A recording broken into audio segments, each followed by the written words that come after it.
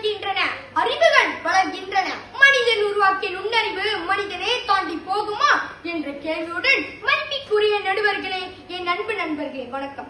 நான் தவனேசன் ஆறுமுகம், சுனைமோர் புலகர் தமிழ் பள்ளியில் 6ஆம் ஆண்டு பயிலும் மாணவன்.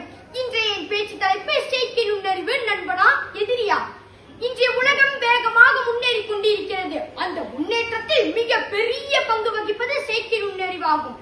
மனிதன் சிந்தித்து செய்யும் பல செயல்களை இயந்திரங்கள் செய்து முடிக்கின்றன. இதனால் ஒரு கேள்வி எழுக்கிறது, செயற்கை நுண்ணறிவு நமக்கு நண்பனா எதிரியா என்பதாகும். முதலில் செயற்கை நுண்ணறிவானது தொழில்துறையில் உலகமயமாகி கொண்டு வருகிறது. அன்று மனிதனின் உடல் உழைப்பை நம்பி வந்த காலம் மலை ஏறிவிட்டது. செயற்கை நுண்ணறிவின் செயல்பாட்டால் இயங்கும் தானியங்கிகள் மனிதர்களைப் போலவே தொழிற்சாலையில் ஊதியமில்லா வேலையாட்கள் போல சேவகம் செய்து வருகின்றன.